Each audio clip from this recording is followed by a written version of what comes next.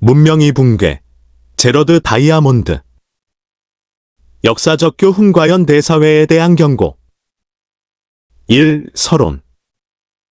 인류 역사를 통틀어 수많은 문명이 번영을 누리다가 갑작스럽게 혹은 서서히 붕괴했다. 마야 문명, 이스터섬, 로마 제국 등 한때 강력했던 사회들이 왜 멸망했는지에 대한 질문은 오늘날 우리에게도 중요한 의미를 지닌다.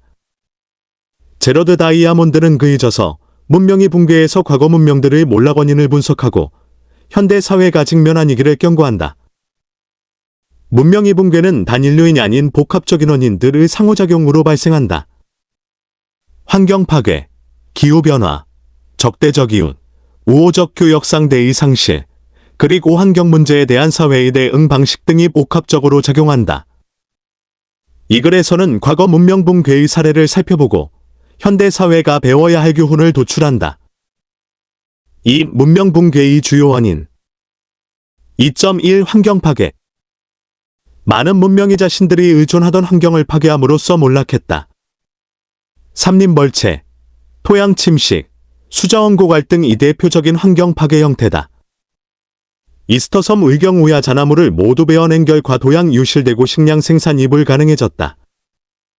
마야 문명 역시 과도한 산림 벌채로 인한 토양 침식과 가뭄이 붕괴의 주요 원인이었다.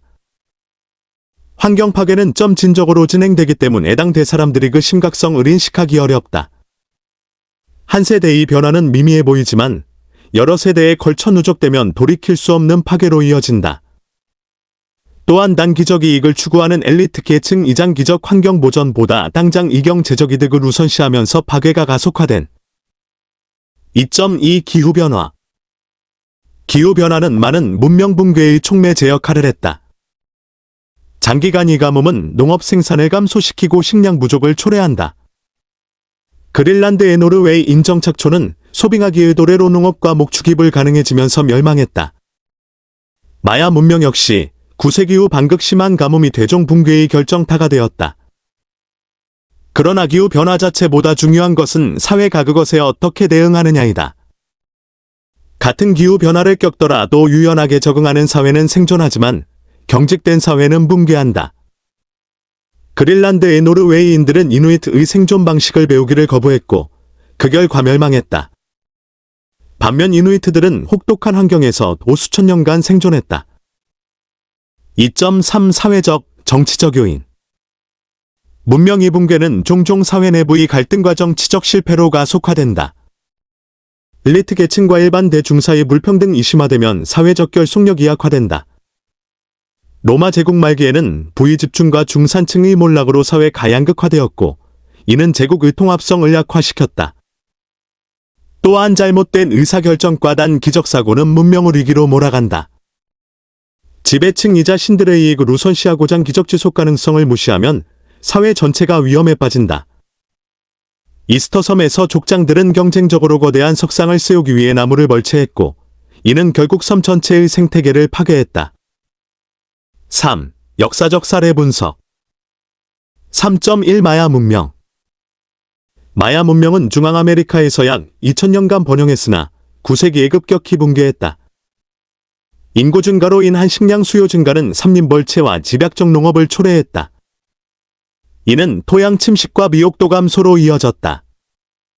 동시에 기후변화로 인한 가뭄이 발생하면 선농업 생산이 급감했다. 환경적 스트레스는 사회적 긴장을 증폭시켰다. 도시국가들 간의 전쟁이 빈번해졌고 귀족 계층은 문제 해결보다 권력 투쟁에 몰두했다. 일반 농민들은 점점 더 무거운 조세 부담을 짊어져야 했다. 결국 9세기 말 주요 도시들이 차례로 버려지면서 마야의 고전 기문명 은종말을 맞았다. 3.2 이스터섬. 이스터섬, 나파누이, 은문명 붕괴의 가장 극단적인 사례다. 폴리네시아인들이 정착한 후 인구가 증가하면서 거대한 석상 모이를 경쟁적으로 제작했다.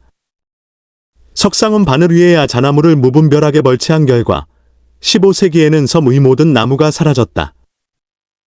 산림이 사라지자 토양 침식이 가속화되어 농업 생산성이 급감했다. 나무가 없어 카누를 만들 수 없게 되면서 업도 불가능해졌다.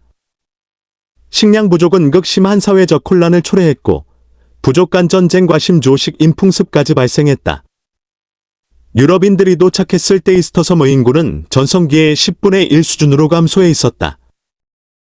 3.3 로마 제국. 로마 제국의 붕괴는 더 복잡한 요인들의 결합이었다. 환경적으로는 토양 침식과 삼림벌채가 진행되었고 납중독도 건강 문제를 야기했다. 경제적으로는 과도한 군사비 지출과 폐가 치하락이 제국을 약화시켰다. 정치적으로는 내전과 권력 투쟁이 끊이지 않았다. 그러나 가장 결정적인 요인은 게르 만족의 침입과 같은 외부 압력이었다. 약화된 제국은 국경을 방어할 능력을 상실했다.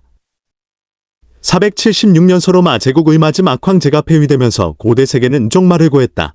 로마의 사례는 내부적 쇠퇴와의 부적 압력이 결합될 때 얼마나 치명적인지를 보여준다. 4. 현대 사회에 대한 함해. 4.1 현대 문명이 직면한 위기. 현대 사회는 과거 어느 문명보다 더 심각한 환경위기에 직면해 있다.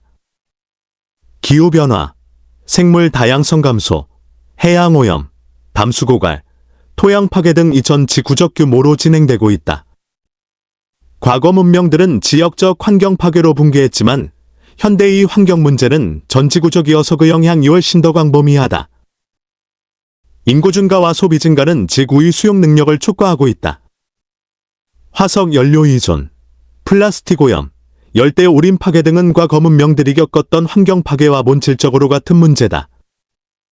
다만 규모와 속도가 훨씬 더 크고 빠르다. 기술 발전 이문 재해결의 열쇠처럼 보이지만 동시에 더 큰 환경 파괴의 도구가 되기도 한다. 4.2 현대 사회의 취약성. 현대 문명은 고도로 복잡하고 상호 연결되어 있어 어떤 면에서는 과거보다 더 취약하다. 글로벌 공급 망이 붕괴, 금융 시스템의 위기, 팬데믹 유확산 등은 순식간 예전 세계로 파급된다. 2008년 금융위기와 코비드-19 팬데믹은 이러한 취약성을 명확히 보여주었다. 또한 현대 사회는 화석 연료와 첨 단기술에 극도로 의존한다. 이러한 의존성은 단기적으로는 효율적이지만 장기적으로는 위험하다.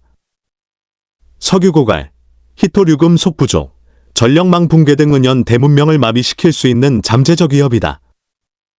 과거 문명들처럼 우리가 의존하는 자원 기반을 파괴하고 있다. 4.3 정치적, 사회적 도전. 환경 문제 해결을 위해서는 국제적 협력이 필수적이지만 현실은 그렇지 못하다. 국가 간 이해관계 충돌, 단기적 경제 성장 추구, 정치적 양극화 등 이효과적인 대응을 막는다. 기후변화 대응을 위해 한국제 협약들이 체결되지만 실제 이행은 지지부진하다. 사회 내 불평등 심화도 큰 문제다. 부의 집중을 로마 제국 말기를 연상시킨다. 소수 엘리트 가막대 안보를 독점하는 동안 대다수는 경제적 불안에 시달린다. 이러한 불평등은 사회 적결속을 약화시키고 공동의 위기에 대한 협력적 대응을 어렵게 만든다. 또한 엘리트 계층이 단기이익을 우선시하면서 장기적 지속 가능성이 희생된다. 5. 교훈과 대응 방안. 5.1 역사로부터의 교훈. 과거 문명들의 붕괴는 우리에게 중요한 교훈을 준다. 첫째, 환경 파괴의 결과는 즉각적이지 않지만 누적되면 돌이킬 수 없다. 둘째, 단기적 이익 추구는 장기적 생존을 위협한다. 셋째, 사회적 불평등과 엘리트의 무책임은 위기를 악화시킨다. 넷째, 변화에 적응하지 못하는 경직된 사회는 생존할 수 없다. 그러나 희망적인 사례도 있다. 일본 이도쿠가와 막부는 삼림고갈 위기를 인식하고 엄격한 산림관리 정책을 시행하여 환경을 복원했다. 아이슬란드도 토양 침식 문제를 극복했다. 이는 의지와 적절한 정책이 있으면 환경 파괴를 막을 수 있음을 보여준다. 5.2 지속가능한 미래를 위한 과제. 현대사회 가붕괴를 피하려면 근본적 인변화가 필요하다. 첫째, 환경보호를 최우선 과제로 삼아야 한다. 재생에너지 전환, 순환경제 구축, 생물 다양성 보전 등이 시급하다. 둘째, 지속가능한 소비와 생산 방식으로 이 전환이 필요하다. 무한성장 패러다임에서 벗어나 지구의 한계 내에서 살아가는 법을 배워야 한다. 셋째, 국제협력과 연대를 강화해야 한다. 기후변화, 생물 다양성 감소 등 전 지구적 문제는 어느 한 나라만의 노력으로는 해결할 수 없다. 넷째, 사회적 불평등을 해소하고 포용적 발전을 추구해야 한다. 모든 구성원이 위기 대응의 혜택을 공유할 때만 지속 가능한 변화가 가능하다. 5.3 개인과 사회의 역할. 문명의 생존은 정부나 기업만의 책임이 아니다. 개인의 선택과 행동도 중요하다. 의식 있는 소비, 에너지 절약, 재활용, 채식 등 일상적 실천이 모이면 큰 변화를 만든다. 또한 시민으로서 정치적 의사표현을 통해 정책 변화를 요구해야 한다. 교육의 역할도 중요하다. 차세대에게 환경의 중요성과 지속 가능성의 가치를 가르쳐야 한다. 역사의 교훈을 배우고 비판적 사고 능력을 키워 장기적 관점에서 판단할 수 있는 시민을 양성해야 한다. 이는 민주주의 사회에서 특히 중요하다. 6. 결론. 문명의 붕괴는 먼 과거의 이야기가 아니다. 과거 문명들이 직면했던 환경 파괴, 자원 고갈, 사회적 불평등, 잘못된 의사결정이라는 문제는 오늘날 더욱 심각한 형태로 재현되고 있다. 차이가 있다면 현대의 위기는 전직 구적 규모라는 점이고 우리에게 남은 시간이 많지 않다는 점이다. 그러나 우리는 과거 문명들이 갖지 못했던 장점도 있다. 과학적 지식, 기술 적용량, 글로벌 통신망, 그리고 무엇보다 역사로부터 배울 수 있는 능력이 있다. 문제는 우리가 이러한 자산을 현명하게 활용하려지가 있느냐이다. 단기적 이익과 편리함을 위해 미래를 쩌당 잡을 것인가, 아니면 지속 가능한 문명을 건설할 것인가의 선택은 우리의 손에 달려 있다. 문명의 붕괴는 필연이 아니다. 과거의 실패에서 배우고 현재의 도전에 용기 있게 맞서며 미래 세대를 위한 책임을 다한다면 우리는 이 길을 극복하고 지속 가능한 번영을 이룰 수 있다. 역사는 경고의 자동시의 희망이다. 이제 선택은 우리의 몫이다.